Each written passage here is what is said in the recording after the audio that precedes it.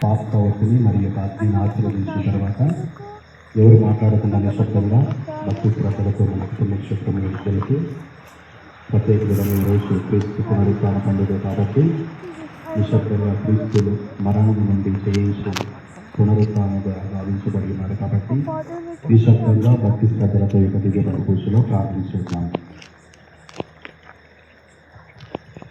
పితా పుత్ర పవిత్రాత్మ నామమునా ఆమేన్. ప్రియమైన సోదరులారా, మన రక్షకుడు యేసుక్రీస్తు మరణం నుండి జీవములో ప్రవేశించిన ఈ పరమ పవిత్రమైన రాత్రి వేళ ఒక్క చోటులో చేరి జాగరణలో పాల్గొని ప్రార్థనని నిరంతరమై కావాలని ప్రపంచ నలుమూలలో ఉన్న తన బిడ్డలందరినీ క్రీస్తువ ఆహ్వానించుచున్నది. ఈ విధముగా అతని వాక్యులను ఆలగించి రక్షకుని పాస్కోత్సవమును జరుగుతున్న ఎదుల అతడు మరణంపై సాధించిన విజయములో మనము కూడా జాగ్రత్తలు మొదలైనట్లు అతనితో పాటు దేవుని యందు శాశ్వతముగా జీవించుదుము కాక.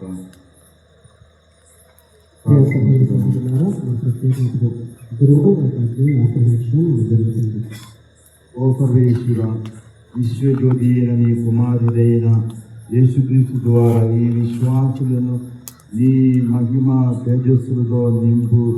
నీవు ఈ కొత్త అగ్నిని ఆశీర్వదించి పవిత్రము చేయుము.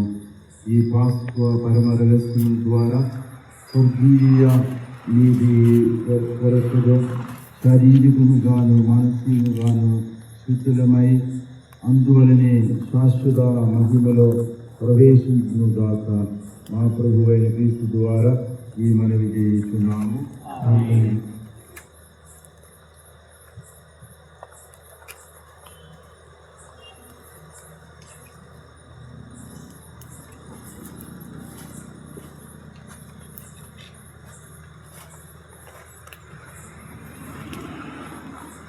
ఇప్పుడు గురువు ఆ యొక్క నూతన ప్రవర్తన ప్రత్యేకంగా వారి ప్రార్థన చేసుకుంటూ ఇది అల్ఫా అదేవిధంగా ఒమేగా అక్షరాలతో మరియు గుర్తించి ఆ యొక్క అక్షరాల ప్రత్యేకంగా మరి యొక్క ప్రార్థన చేస్తారు.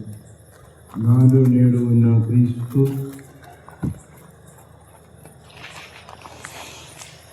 ఆది అయిన అంతే అయిన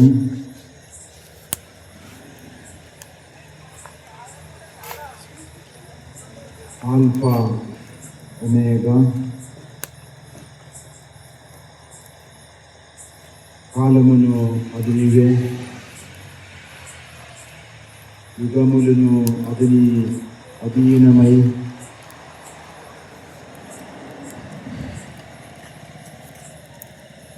అతనికి మహిమ అధికారములు శాశ్వతముగా మరియు యుగయుగములో చెల్లినుగాక.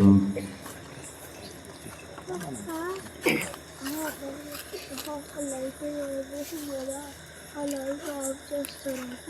మన పవిత్రములై నీవును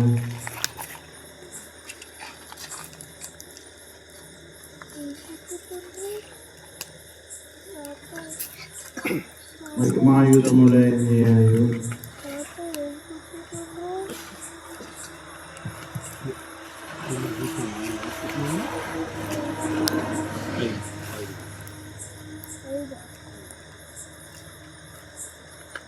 ఆయన ద్వారా రక్షకుడు క్రీస్తు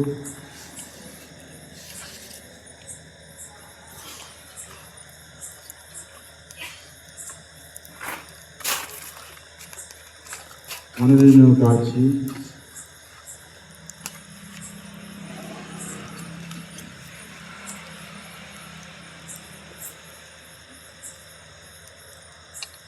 కాపాడును గాక.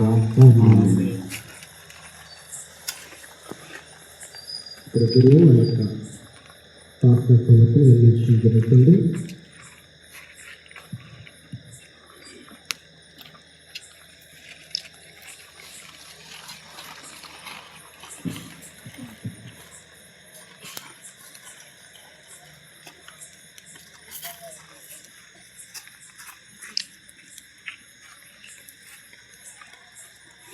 దయచేసి ఎవరు కూడా మీరు ప్రవేశం అందించవచ్చు.